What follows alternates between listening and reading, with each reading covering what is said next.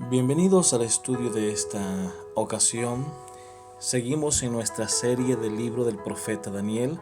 Ahora vamos a llegar al capítulo número 6, que es prácticamente el último capítulo histórico del libro de Daniel. A partir del capítulo 7 hasta el 12 es la sección profética de las visiones y los sueños que tienen que ver con la profecía que Daniel recibió de parte de Dios.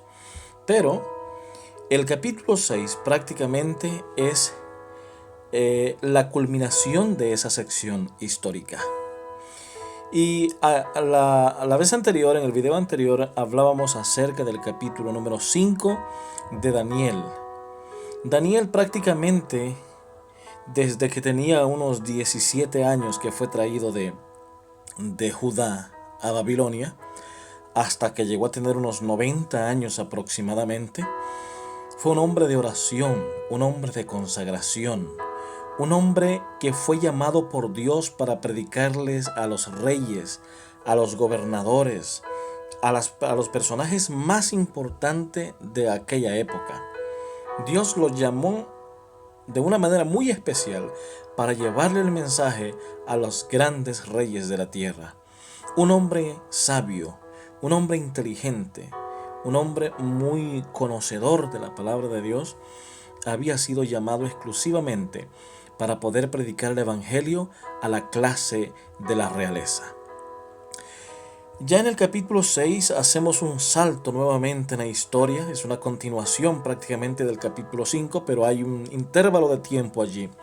Para esta ocasión ya Daniel tiene unos 80 años de edad. Al llegar al capítulo 6 de Daniel, encontramos que el rey ya no es Belsasar. Fíjense cómo Dios usaba a Daniel. Usó al profeta Daniel para poder llevarle el mensaje a Nabucodonosor.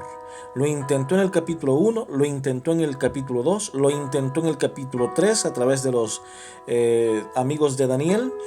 Y en el capítulo número 4, que es el capítulo que escribe Nabucodonosor, a través de Daniel, Dios le da un mensaje que al final de la experiencia de 7 años loco y entre las bestias del campo, Nabucodonosor termina reconociendo el poderío de Dios sobre los reinos de la tierra, y finalmente Nabucodonosor parece que acepta y se entrega al Dios Altísimo.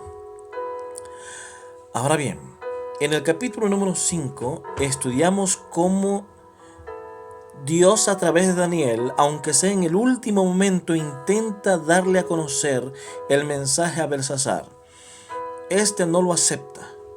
Y entonces la escritura en la pared es la sentencia de que su reino había llegado al fin. En ese momento Daniel era el tercero en el reino de Babilonia. La noche del 12 de octubre del 539 a.C., cuando Ciro, el ejército de Ciro, comandado por Darío, rodean Babilonia y conquistan la ciudad de Babilonia. Y entonces Darío, que aparece con el nombre de Gubaru, el nombre de Gubaru, que era gobernador de la provincia de Gutium. Y dirigiendo el ejército de Ciro, que Ciro era rey de Persia, había conquistado Babilonia. Y entonces comenzó a gobernar en Babilonia, nada más gobernó durante unos 2 años, y Ciro continuó el reino. Ciro era hijo de la hermana de Darío. Darío era de Media y Ciro era de Persia. Estas dos tribus se habían unido para conquistar el mundo de aquella época, conocida, por eso es que se llamaba el Imperio de Media y de Persia, o Medos y Persas. Ciro pues era hijo de la hermana de Darío, que pues se había casado con Cambises el persa. Esto fue lo que unió a estas dos tribus del imperio Medo-Persia, que en ese momento comenzaba a gobernar el mundo entero. Y claro está, habían ocurrido algunos declives en la economía mundial de aquel momento, Por eso es que la estatua del capítulo 2 de Daniel le decía en la interpretación a Nabucodonosor que después de la cabeza de oro vendría un imperio inferior, un imperio que sería representado por los medos y los persas. En el capítulo 6 entonces Darío, el que se llamaba Gubarú, ahora estaba allí como rey de representación de la tribu de Media. Y ahora es con él a quien Dios lleva a Daniel para trabajar con él. Y cuando vemos el capítulo 6, encontramos que Daniel se encuentra entre los principales dentro del gobierno de Darío.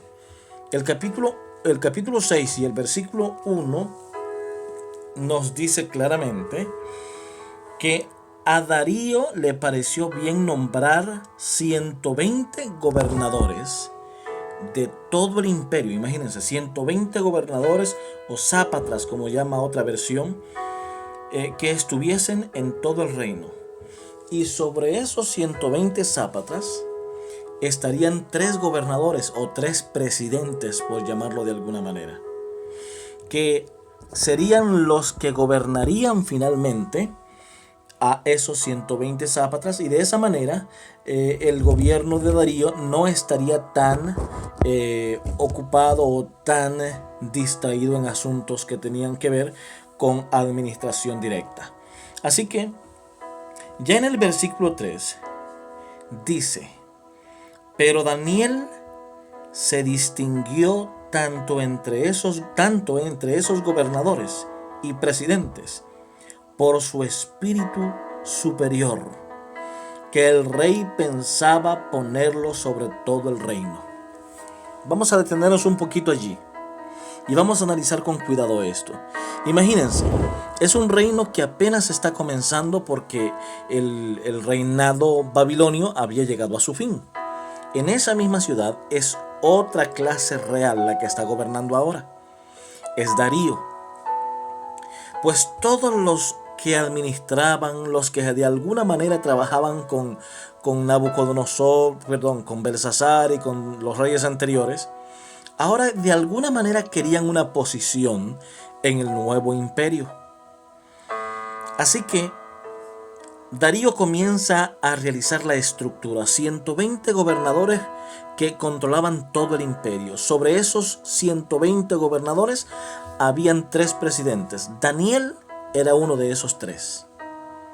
Pero dice el versículo 3 que Daniel se destacaba, se distinguía. Era un hombre con un espíritu superior a todos los demás. Y eso es lo que comenzó a traer envidia.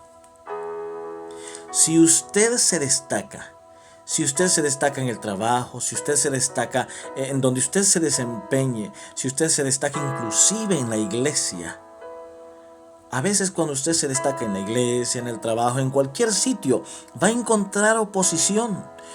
Inclusive he visto que aún en los cuerpos pastorales, cuando un pastor se destaca, hay oposición, hay envidia. Es una realidad que se vive y es verdad lo que digo. Es decir, ¿qué es lo que estaba pasando allí? ¿Por qué? ¿Por qué es que no querían a Daniel? ¿Por qué envidiaban a Daniel? ¿Por tener un espíritu superior? Bueno, pero ¿por qué tenía un espíritu superior? Más adelante vamos a ver que es que Daniel era un hombre de oración. Era un hombre fiel a Dios. Fíjense lo que dice el siguiente versículo, o los siguientes versículos, hablando de Daniel. Dice: entonces los presidentes y gobernadores buscaron ocasión contra Daniel en algún asunto del reino, pero no pudieron encontrar nada. Ninguna ocasión o falta. ¿Saben por qué? Porque dice que Daniel era fiel. Y ningún vicio, ninguna falta había en él. Es decir, Daniel era un hombre fiel a los principios de Dios. era un hombre de oración, como lo veremos más adelante. 3 veces en el día se reunía en su casa por la ventana que daba hacia el lugar donde estaba Jerusalén, y allí se postraba y adoraba a Dios. Esto es lo que hacía Daniel. Su fidelidad y su consagración lo hacían tener un espíritu superior, y por eso se distinguía y se destacaba sobre todos los demás que lo rodeaban. Y eso lo llevó a tener gran oposición, una oposición muy feroz. Los gobernadores y los sátrapas, entonces, dice el versículo 2, comenzaron a decir: ¿cómo es posible que este extranjero, este tipo que no es ni de aquí, va a ser superior a nosotros? ¿Va a tener una posición mejor que la nuestra? No puede ser. Así comenzaron a planificar, buscar el menor error para poder deshacerse de Daniel. ¿No te suena eso familiar? Bueno, posiblemente eso lo hayas vivido, o tal vez lo estés viviendo en este momento. En el entorno en el que te desarrollas, te desenvuelves, de pronto hay personas que te envidian porque te destacas y tienes un espíritu superior. ¿Por qué? Porque a lo mejor eres una persona de oración, a lo mejor eres una persona de consagración. Mira, la luz nunca pueden estar juntos con las tinieblas. Cuando tú te has tomado de la mano del originador de la luz, que es Cristo Jesús, las tinieblas huyen y buscarán siempre la manera de atacarte, de contrariarte, de juzgarte, de criticarte, de correrte, porque esa es la acción del enemigo. Así es como trabaja el enemigo. Y aquí la Biblia nos dice que Daniel estaba rodeado de un ambiente hostil, un ambiente en el que sabía bien que lo trataban de vigilar, de ver qué es lo que está pasando con Daniel, en qué falla. ¿No te ha pasado que de pronto las personas andan buscando un error y un defecto en tu vida? Pero nada más para criticarte, ¿eh? Nada más para poder decir cosas negativas de ti. Pero mientras tú te mantengas fiel al Señor, mientras tú te mantengas en oración al Señor, ayunando al Señor, tú vencerás. Porque las tinieblas nunca han vencido a la luz. Y si no, entra a tu cuarto cuando está oscuro y enciende el bombillo, y te darás cuenta cómo inmediatamente las tinieblas se van. Asimismo sucede en nuestra vida espiritual. Lo más interesante es que estos 120 sátrapas se habían reunido para poder llevar a cabo un malévolo plan. Sabían que Darío planificaba poner a Daniel sobre todos ellos. Así que buscaban una forma. ¿En qué falla Daniel? No lo encontraron que fallaba. Ninguna falla encontraron. Pero sí dijeron: hay una cosa interesante. Ese Daniel es fiel a Dios. A ese Dios que él ama es fiel.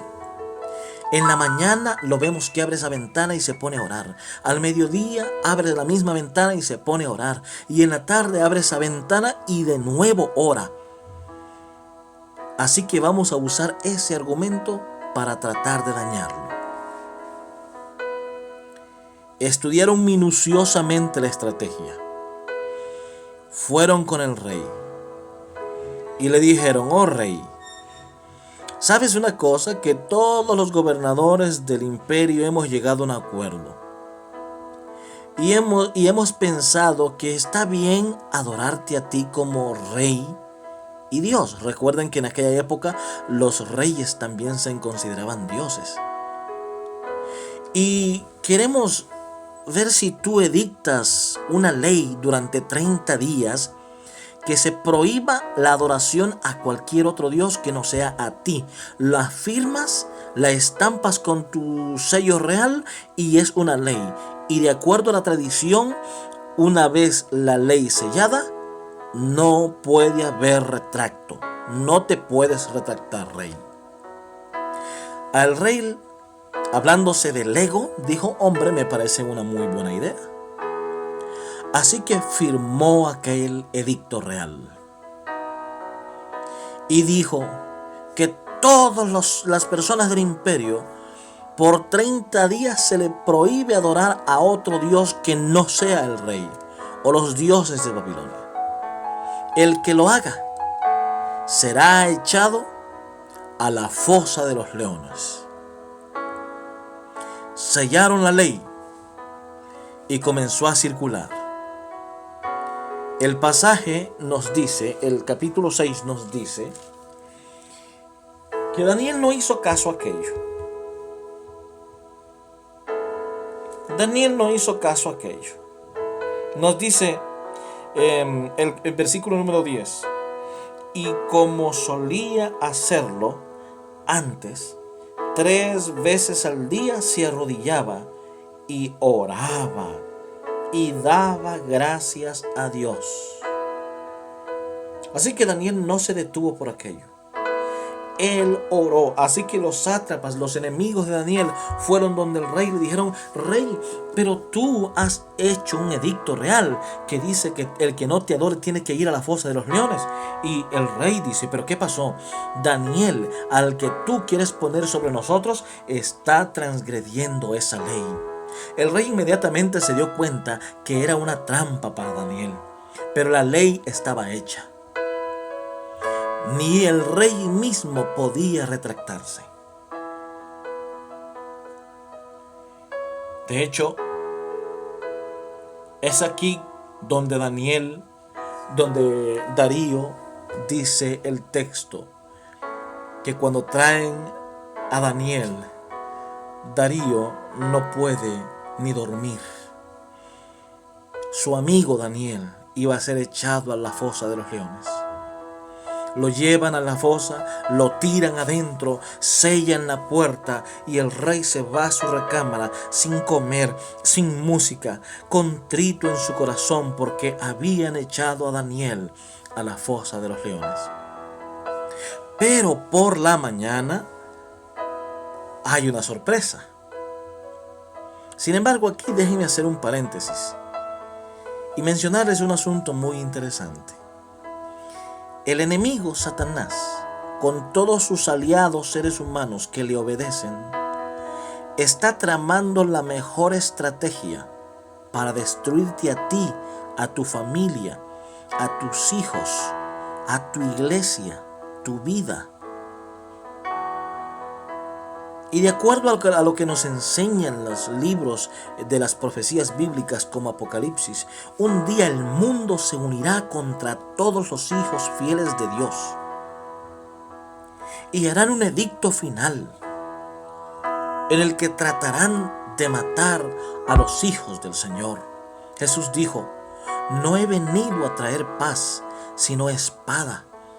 Porque si tú eres un hijo de Dios consagrado, un hijo de Dios de oración, encontrarás oposición. Una vida consagrada y fiel despertará siempre odio entre los incrédulos. Mientras tú ores más, mientras tú ayunes más, mientras tú dependas más del Señor, siempre habrá oposición, pero ¿sabes qué? También Dios usa a sus hijos fieles para bendecir tu vida, para bendecir tus planes. Y llegó la sentencia. Daniel fue traído. El rey Darío lo miraba. No quería echarlo a la fosa de los leones, pero era una ley inquebrantable. A Daniel lo llevan a la fosa, lo tiran y sellan la puerta. Esta es la sentencia contra aquellos que se oponían a las leyes del hombre. Una noche en la fosa de los leones. El rey se fue y no pudo dormir, pensando en Daniel. Su amigo lo había traicionado. Lo más interesante es que el mismo capítulo 6 y en el versículo, vamos a leer los últimos versículos, desde el versículo 25 dice: entonces el rey Darío, una vez que fue en la mañana, abrió la puerta de la fosa y dijo: Daniel, Daniel. Y Daniel en el fondo responde: oh rey, para siempre vive. El Dios a quien yo le sirvo me ha librado de la boca de los leones. Y entonces Darío lo manda a sacar y tira a todos aquellos que habían entrampado a Daniel a la fosa de los leones, y estos ni habían llegado cuando los leones se los habían comido. Y entonces Darío dice, versículo 25: a todos los pueblos, naciones y lenguas que habitan en toda la tierra, paz os sea multiplicada. Esto pareciese que es el último versículo del capítulo número 4 de Daniel, donde Nabucodonosor también dice bendiciones del Altísimo, hablando de un hombre convertido. El 26 dice: de mi parte ordeno que en todo mi reino todos teman y tiemblen ante la presencia del Dios de Daniel, porque Él es el Dios viviente y permanente por todos los siglos. Su reino no será destruido y su dominio nunca tendrá fin. Que salva y libra y hace señales y maravillas en el cielo y en la tierra. Él libró a Daniel del poder de los leones. Y Daniel prosperó durante el reinado de Darío y Ciro de Persa.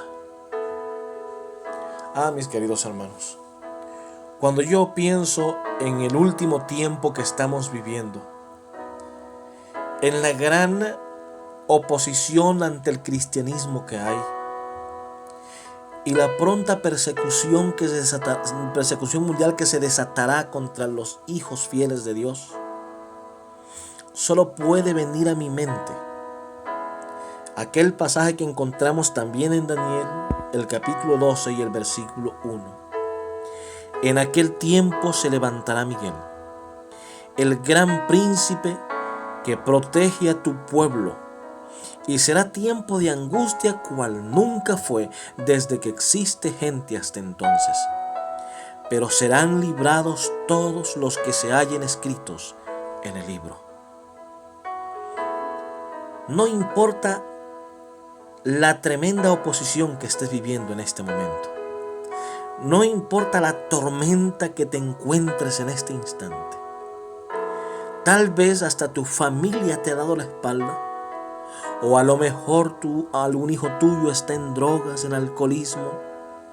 Yo no sé cuál es el problema que estás enfrentando. Lo que sí sé es que en el tiempo de angustia, dice la palabra, el Hijo fiel y verdadero del Señor será librado. Solo sé fiel. Solo consagra tu vida y contempla la liberación del Señor para tu vida. Que Dios te bendiga en esta hora y bendiga toda tu familia y todo lo que haces. Hasta el siguiente día.